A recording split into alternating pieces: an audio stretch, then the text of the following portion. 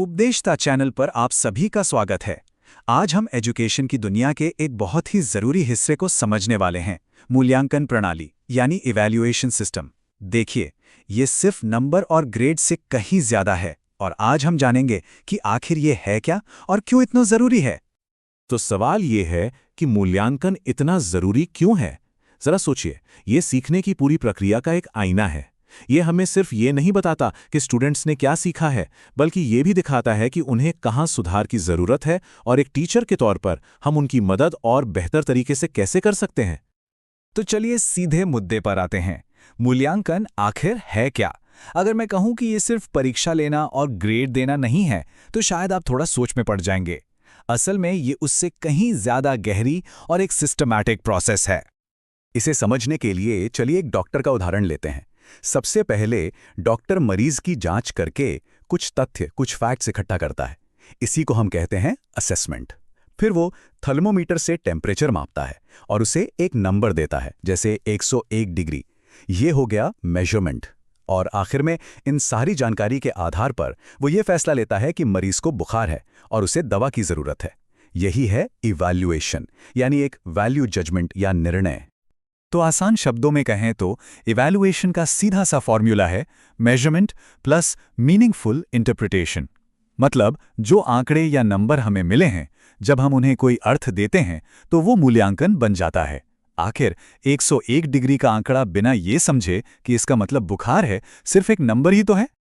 अच्छा, अब जब हम मूल्यांकन की बुनियाद समझ गए हैं, तो चलिए इसके अलग अलग टाइप्स को समझते हैं, क्योंकि हर सिचुएशन के लिए एक अलग तरह का मूल्यांकन होता है और सही समय पर सही टूल का इस्तेमाल करना ही असली कला है। सबसे पहला और शायद सबसे जरूरी है फॉर्मेटिव इवैल्यूएशन या गठनात्मक मूल्यांकन। इसे ऐसे समझिए जैसे कोई कोच खेल के बीच में ही अपने खिलाड़ी को बताता है कि उसे क्या बेहतर करना है। इसका मकसद एंड में स्कोर बताना नहीं, बल्कि प्रोसेस के दौरान ही सुधार लाना है। तो फॉर्मेटिव मूल्यांकन की खासियत ही यही है कि यह हमेशा प्रोसेस के दौरान होता है।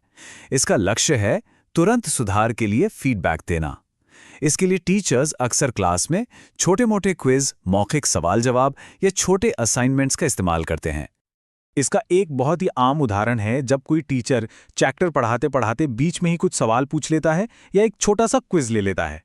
इससे उसे फौरन पता चल जाता है कि स्टूडेंट्स को बात समझ आ भी रही है या नहीं।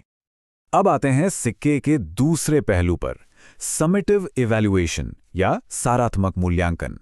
अगर फॉर्मेटिव एक लगातार चलने वाली प्रक्रिया है, तो समेटिव उस प्रक्रिया के अंत का नतीजा है। ये बिल्कुल हमारे फाइनल रिपोर्ट कार्ड की तरह है, जो बताता है कि स्टूडेंट ने कुल मिलाकर क्या हासिल किया।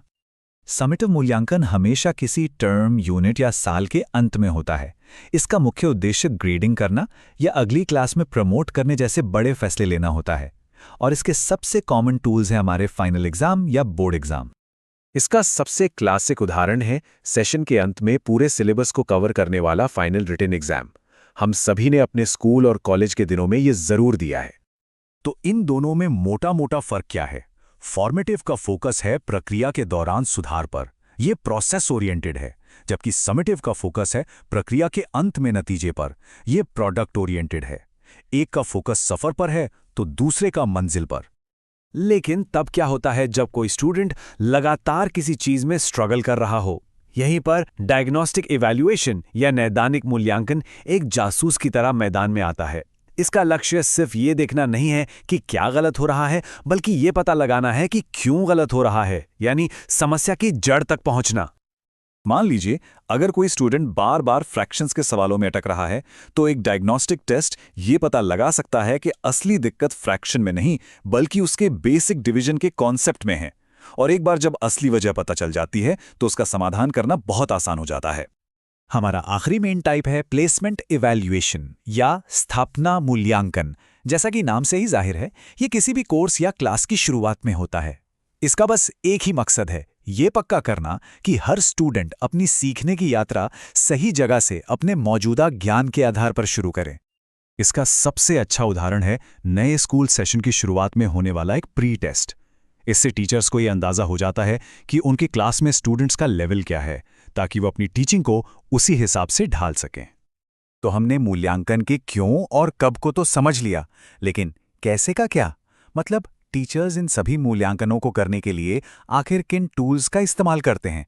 चलिए जरा उनके टूल बॉक्स पर एक नज़र डालते हैं। देखिए, टीचर्स के पास कई तरह के हथियार होते हैं। इसमें पारंपरिक लिखित परीक्षाएं हैं, जैसे एमसीक्यू या लंबे चौड़े जवाब वाले सवाल। फिर मौखिक परीक्षाएं हैं, जैसे वाइवा, और परफॉर्मेंस बेस्ड टेस्ट भी हैं, जैसे साइंस के प्रैक्टिकल या कोई आर्ट प्रोजेक्ट। इनके अलावा टीचर्स क्लास में ऑब्जर्वेशन करके, चेकलिस्ट और रेटिंग स्केल के जरिए भी लगातार मूल्यांकन करते रहते हैं। चलिए, अब जब हम मूल्यांकन के टाइप्स और टूल्स को समझ चुके हैं, तो सबसे बड़ा सवाल ये उठता है कि किसी भी मूल्यांकन प्रणाली को अच्छा क्या बनाता है? आखिर इसके जरूरी गुण क्या हैं? तो सवाल यही है कि एक अच्छी मूल्यांकन प्रणाली होती कैसी है? क्या इसका मतलब सिर्फ मुश्किल सवाल पूछना है, या फिर इसमें कुछ और भी बातें शामिल हैं? आइए देखते हैं। एक अच्छी मूल्यांकन प्रणाली में कई गुण होने चाहिए। पहला, वो वैलिड हो। मतलब अगर टेस्ट मैथ्स का है तो सवाल मैथ्स के ही होने चाहिए, इतिहास के नहीं।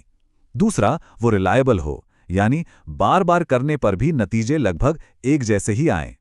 तीसरा, वो फेयर यानी निष्पक्ष होनी चाहिए, किसी भी स्टूडेंट के साथ भेदभाव ना हो। और आखिर में वो कॉम्प्रिहेंसिव हो, यानी स्टूडेंट के ज्ञान के हर पहलू को परखे। तो आज की इस पूरी चर्चा का जो निचोड़ है वो ये है कि मूल्यांकन सिर्फ अंक देने का एक जरिया नहीं है, बल्कि ये सीखने सिखाने की प्रक्रिया को बेहतर बनाने का एक तरीका है। इसका असली मकसद सजा देना नहीं, सुधार और विकास करना है। तो ये थी मूल्यांकन प्रणाली की पूरी कहानी। आप टीचिंग एप्टीट्यूड का अगला कौन सा टॉपिक समझना चाहते हैं, हमें नीचे कमेंट्स में जरूर बताइएगा। और ऐसे ही और जानकारी भरे विश्लेषण के लिए हमारे चैनल को सब्सक्राइब करें, और हाँ, वो बेल आइकन दबाना मत भूलिएगा। मिलते हैं अगले विश्लेषण में।